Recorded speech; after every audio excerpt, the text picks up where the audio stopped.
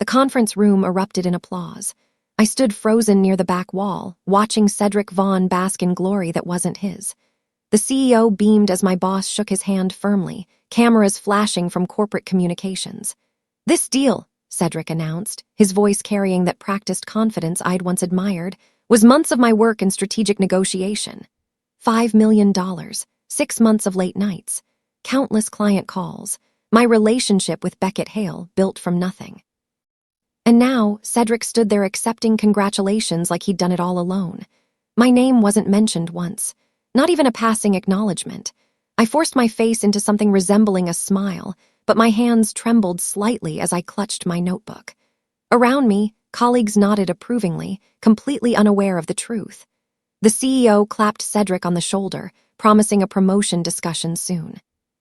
Something inside me cracked then, a hairline fracture spreading through everything I'd believed about hard work and fairness. I'd trusted him. I'd believed we were a team. The applause continued as Cedric gestured grandly, describing challenges he'd never faced and solutions he'd never created. My name is Thalia Rowan, and until that moment, I thought hard work spoke for itself. I'd spent 7 years climbing the ranks at Meridian Solutions, believing that dedication and results would eventually be recognized. I wasn't naive. I knew office politics existed, but I'd always thought competence would win out eventually. For 6 months, I'd practically lived at the office, rebuilding client relationships after we lost 2 major accounts. The company had been hemorrhaging money, morale was at rock bottom, and management was panicking. I'd volunteered to take on the impossible task of courting Beckett Hale's company, a notoriously difficult prospect that 3 other sales executives had failed to land. Nobody else wanted the assignment. Too risky, they said, too demanding, but I saw an opportunity where others saw obstacles. I worked weekends, studied their business model obsessively, and crafted a proposal that genuinely solved their problems rather than just selling our services. Cedric had pulled me aside after my first presentation to upper management. "We're a team, Thalia," he'd said, his hand on my shoulder in what seemed like genuine camaraderie. "I'll make sure you get your credit." I'd believed him completely, never questioning his sincerity. The months leading up to that $5 million deal had consumed my entire life. Beckett Hale was demanding but fair, exactly the kind of client I respected.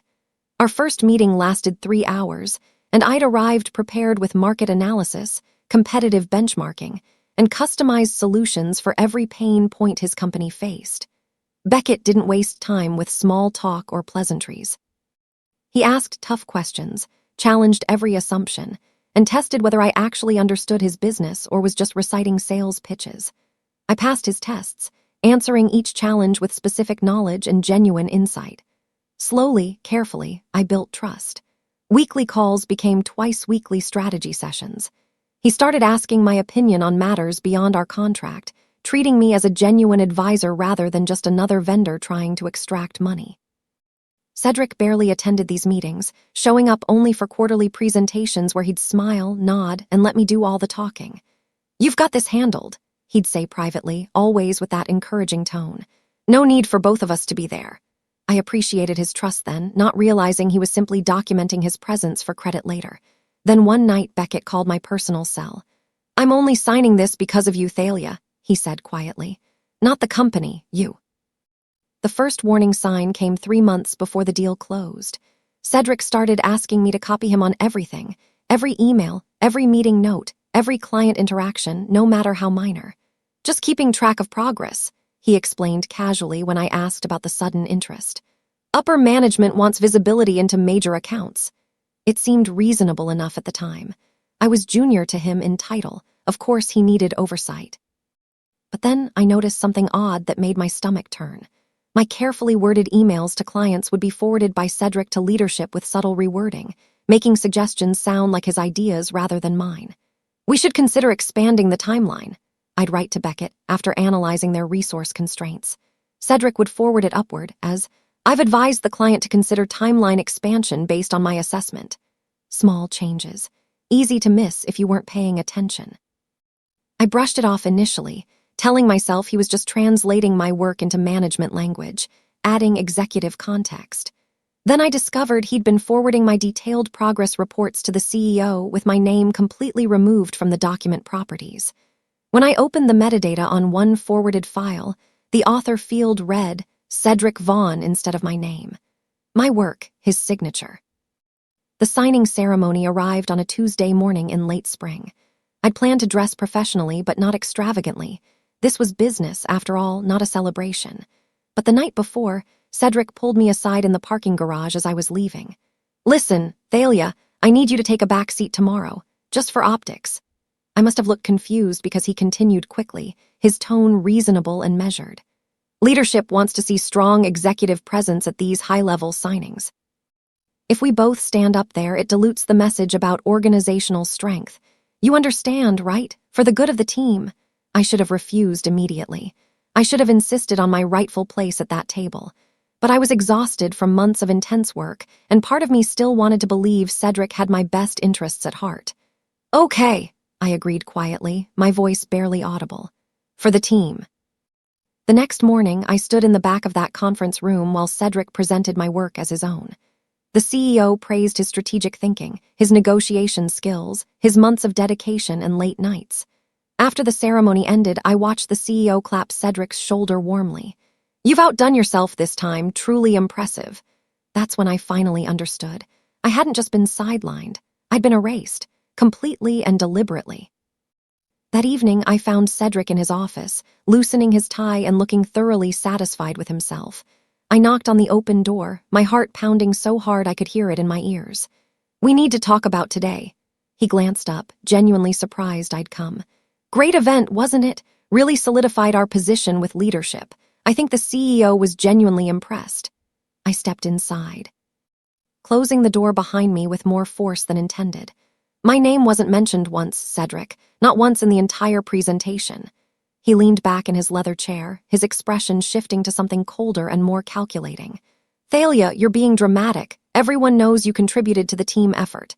"Do they? Because the CEO certainly doesn't. He thinks you did everything."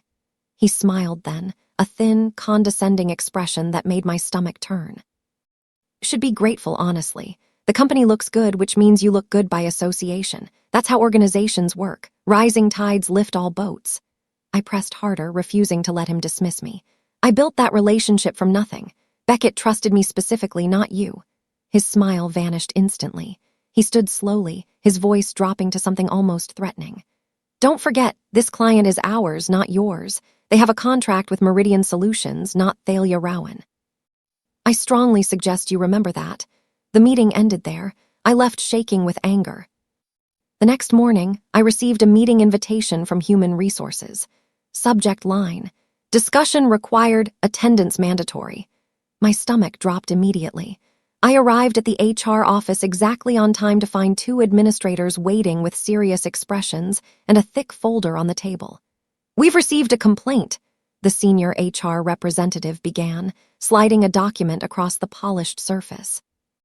"Regarding boundary, overstepping with a client, and potential violations of organizational hierarchy." I stared at the paper in complete disbelief.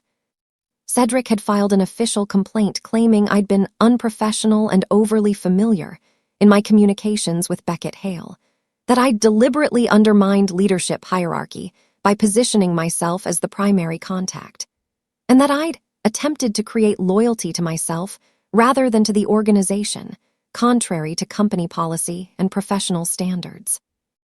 Every accusation was carefully worded to sound deeply concerning, while remaining vague enough to be difficult to definitively disprove.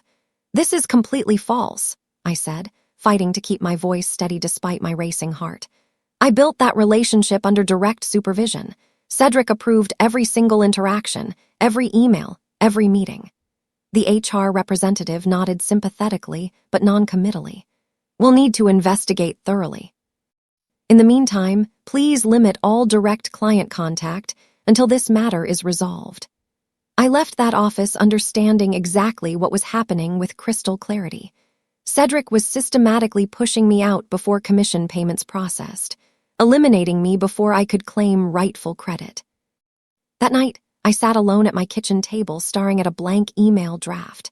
My laptop screen glowed in the darkness, cursor blinking insistently in the subject line. I typed slowly, each letter feeling heavy.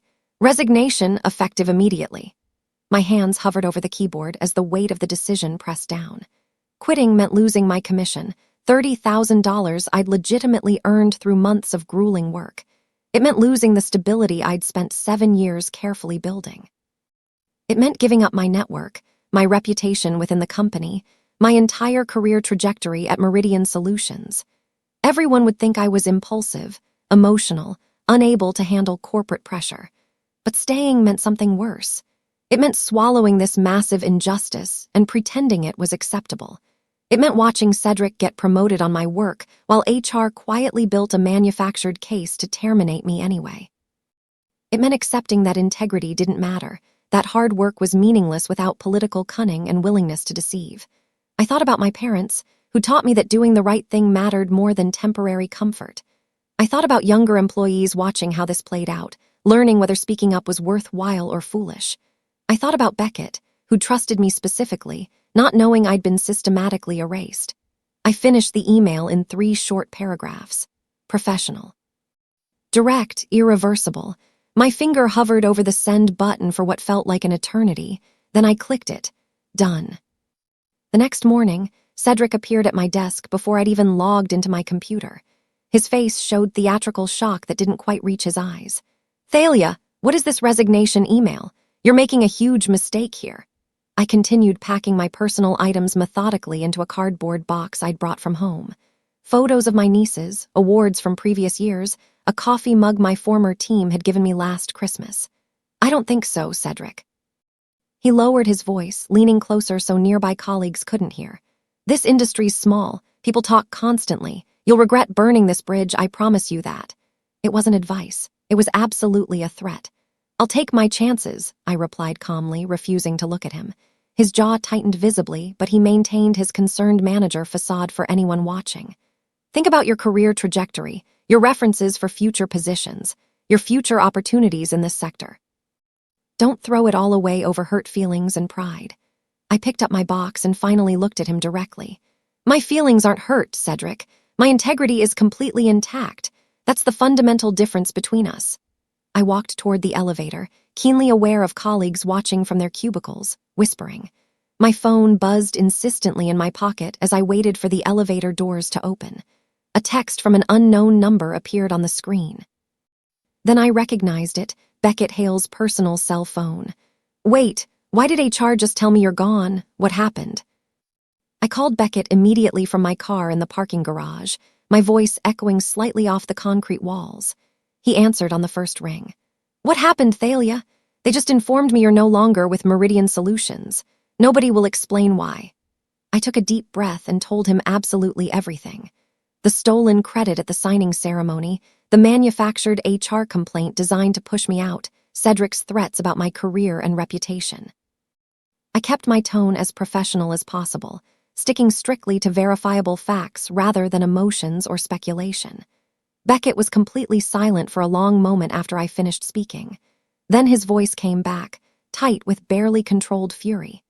He told us you were the junior associate on this account, that he'd been personally managing this relationship for years before you even arrived at the company, that you were basically learning from him, shadowing his expertise. My hands tightened painfully on the steering wheel. That's completely and entirely false. I built this from the ground up. I know that now. Beckett said quietly, his voice carrying an edge I'd never heard before. I've worked directly with you for 6 months.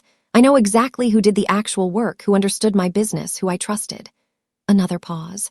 I heard papers shuffling urgently in the background. I'm calling an emergency meeting with my board this afternoon. Don't make any decisions about your next steps until you hear from me again. Promise me. He hung up abruptly before I could respond. I sat in my car for 20 minutes, processing what had just happened and what might come next. 2 days later, the corporate world I'd left behind erupted into absolute chaos.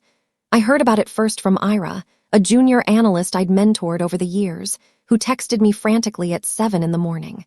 Thalia, did you see the news? Beckett's company just terminated the entire contract. I pulled up industry news sites on my laptop, hands shaking slightly. There it was, prominently featured in the business section. Hale Industries terminates $5 million contract with Meridian Solutions, cites serious ethical concerns.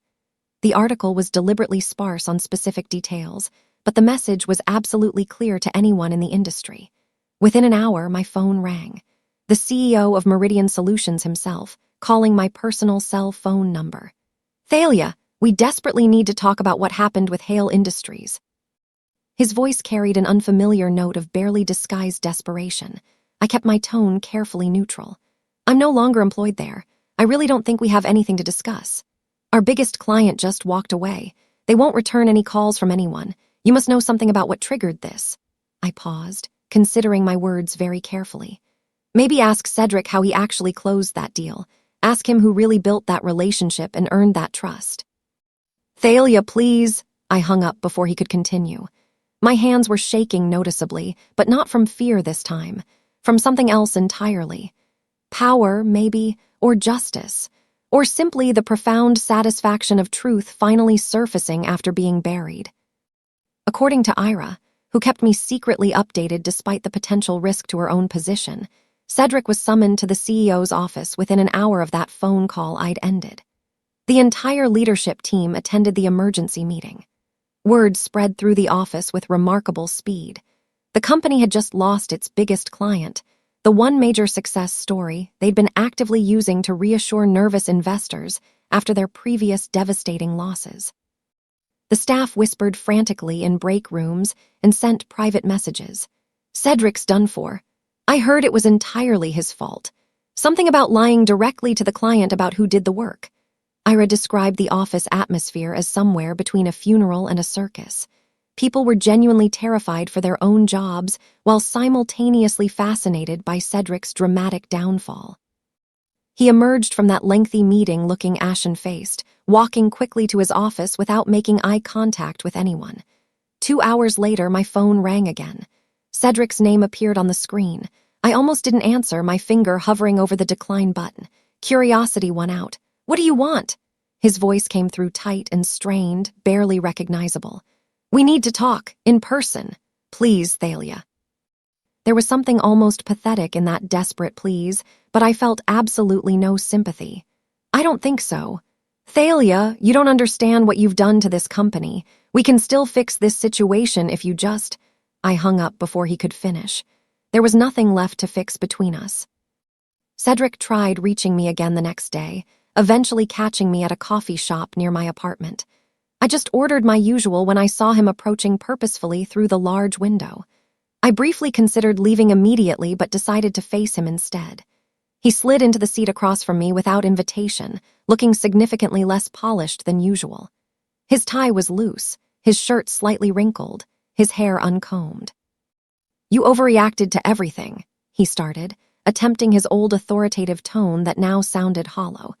"This whole situation got completely out of hand. We can still fix it if you apologize to the client, explain it was just a misunderstanding." I sipped my coffee slowly, studying him with new eyes. He actually believed his own carefully constructed narrative, I realized with something close to amazement.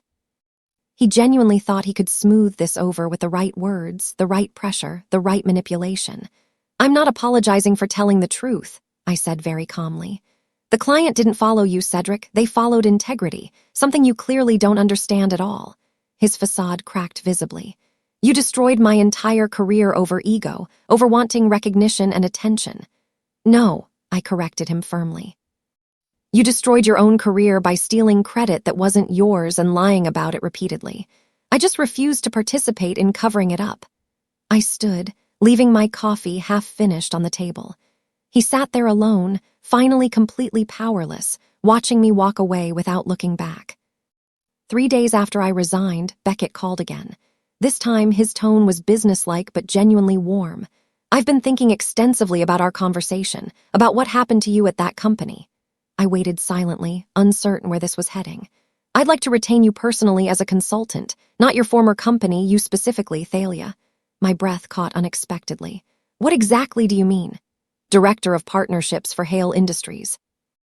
You'd oversee all our major vendor relationships, build new strategic alliances, essentially do what you've been doing but with proper authority, full decision-making power, and appropriate compensation." He named a salary that was 40% higher than what I'd been making at Meridian Solutions, plus equity options, plus full benefits and flexible work arrangements. It was more than generous. It was genuinely life-changing. But I hesitated, old fears surfacing. Beckett, I appreciate this more than you know, but I need to ask, why is this pity? This is pure business, he replied firmly, almost sternly. You delivered exceptional results under difficult circumstances. You demonstrated integrity under intense pressure. Those are the two qualities I value most in anyone I work with. I'm not offering charity here. I'm making a smart investment in talent. I sat with the phone pressed to my ear, processing this unexpected opportunity. What if this happened again? What if I ended up in another situation where someone above me took credit, held power over my work, controlled my entire narrative? Instead of accepting immediately, I took a significant risk. I'm deeply grateful for the offer, Beckett, truly, but I need to counter with something different. I'm listening. I don't want to be an employee again. I want to build my own consultancy and have Hale Industries as my first anchor client. Full autonomy, my own team, my own brand identity. You get the same results, probably even better, but I need to control my own destiny moving forward.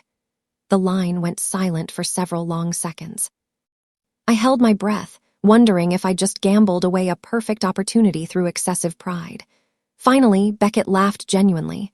You know what? I respect that immensely. Send me a detailed proposal. Scope of work, rates, timeline, deliverables. If the numbers make sense, we have a deal. I spent the next week building that proposal, working 16-hour days fueled by coffee and pure determination. I researched market rates, designed comprehensive service packages, and created a business structure that would protect both me and my future clients. When I finally sent the 30-page document to Beckett, my hands were shaking. He responded in 2 hours. Let's do it. Welcome to the next chapter, Thalia. I think you're going to do remarkable things. I announced my new venture on a Monday morning. LinkedIn had always felt somewhat performative to me, full of humble bragging and corporate speak that rang hollow. But this time, I wrote from genuine heart. Thrilled to announce my new venture, Rowan Partnerships, a consultancy connecting ethical businesses with top-tier clients, built on the principle that integrity and results aren't mutually exclusive, they're inseparable. I included absolutely no details about what had happened at Meridian Solutions. No accusations, no drama, no score settling. Just a clear statement of values and purpose. The response shocked me completely. Within hours, I had hundreds of reactions, dozens of thoughtful comments, and 17 direct messages from potential clients. Former colleagues reached out privately, asking careful questions, offering genuine congratulations. Industry contacts I hadn't spoken to in years suddenly wanted to reconnect and learn more. And my first publicly announced client, Hale Industries, with a glowing endorsement from Beckett himself posted in the comments section. Integrity closes deals better than anything else. Thalia Rowan embodies this principle completely, proud to work with Rowan Partnerships on our strategic initiatives. By evening, my inbox was absolutely flooded. The business I'd imagined building slowly over months was exploding into existence overnight. Apparently, people were starving for examples of ethical success in business. Within 2 weeks, former coworkers began reaching out very quietly. Private messages, careful phone calls, always asking first if the conversation was completely confidential. We're tired of Cedric's constant toxicity. Are you hearing anyone yet? Ira was the first person I brought on. She'd been consistently undervalued at Meridian Solutions, stuck in junior analyst roles despite her brilliant strategic thinking. I offered her a partnership track position with real responsibility and room to grow. She accepted immediately, giving notice the same day. Cormac, a data strategist who'd always supported my work behind the scenes, reached out next. I can't stomach working there anymore, knowing what they did to you. Tell me you need someone good with numbers. I absolutely did. He joined the following week. We worked from coffee shops and co-working spaces initially, building proposals late into the night, supporting each other through the inevitable uncertainty of starting something completely new. The energy was totally different from corporate life. We were building something that belonged to us, something that genuinely reflected our shared values. Within 3 months, we landed 2 new contracts worth $3 million combined. Companies that had watched how I handled my exit specifically sought us out. They wanted that same integrity in their own partnerships. Meanwhile, Meridian Solutions was hemorrhaging clients at an alarming rate. According to Ira's former colleagues who still contacted her regularly, the hail industry's situation had created a devastating domino effect. Other clients started questioning their relationships, asking pointed questions about who actually managed their accounts day to day. Several discovered similar credit theft situations involving Cedric. His pattern became glaringly obvious once people started comparing notes and experiences. 3 major clients left within 2 months, taking millions in annual revenue with them. The company's stock price dipped significantly, concerning investors. Leadership began publicly distancing themselves from Cedric, reassigning his remaining accounts to other executives, excluding him from important executive meetings. The CEO gave an interview to a major trade publication about recommitting to ethical business practices and transparency, which everyone in the industry immediately understood as desperate damage control. Then came the final devastating blow. Cedric was officially demoted, not fired, probably to avoid potential wrongful termination lawsuits, but stripped of his senior vice president title and moved to a newly created role, client relations advisor. A position with no direct reports, no decision-making authority, and significantly reduced compensation. Ira forwarded me the internal announcement email. I read it once, felt a brief moment of satisfaction, then permanently deleted it. I had my own business to build. His downfall wasn't my focus anymore. 4 months after starting Rowan Partnerships, I received an unexpected email. An industry conference, one of the largest in our sector, was inviting me to speak on a panel, Ethics and Client Trust in Modern Business. My first instinct was to decline immediately. Public speaking had never been my particular strength, and I worried about appearing opportunistic, capitalizing on personal drama rather than genuine substance. But Cormac convinced me to reconsider. Your story matters to people. They need to hear that doing the right thing can actually work out. I accepted the invitation nervously. Then I saw the full speaker list for the conference. Cedric Vaughn was scheduled for a different session, rebuilding after business challenges. My stomach dropped instantly. I almost withdrew immediately, unwilling to share space with him even in a large venue with hundreds of attendees. But Ira pointed out something important. If you back out now, it looks like you're still afraid of him, like he still has some power over you. She was absolutely right. I confirmed my attendance. The conference was 3 weeks away. I spent every spare moment preparing carefully, crafting a talk that would be genuinely useful and honest without being vindictive or personal. The conference arrived on a cold October morning. I wore my most professional outfit, projecting confidence I didn't entirely feel inside. Backstage before my panel, I ran directly into Cedric near the speaker lounge. He looked smaller somehow, less imposing than I remembered. "Thalia," he said, attempting warmth that didn't reach his eyes. "Glad to see you landed on your feet after everything." I nodded politely, but didn't engage in actual conversation. During my panel, I spoke honestly about the importance of giving proper credit, building genuine relationships, and maintaining integrity even when it's difficult or costly. I referenced my own experience without naming names or being overly specific. "I once watched someone take credit for work that wasn't theirs," I said carefully, choosing each word. "It taught me that short-term wins built on deception create long-term destruction. Not just for individuals, but for entire organizations and teams."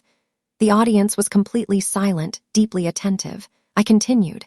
"Integrity closes more deals than ego ever will. Clients aren't stupid. They know who actually did the work. They know who they genuinely trust."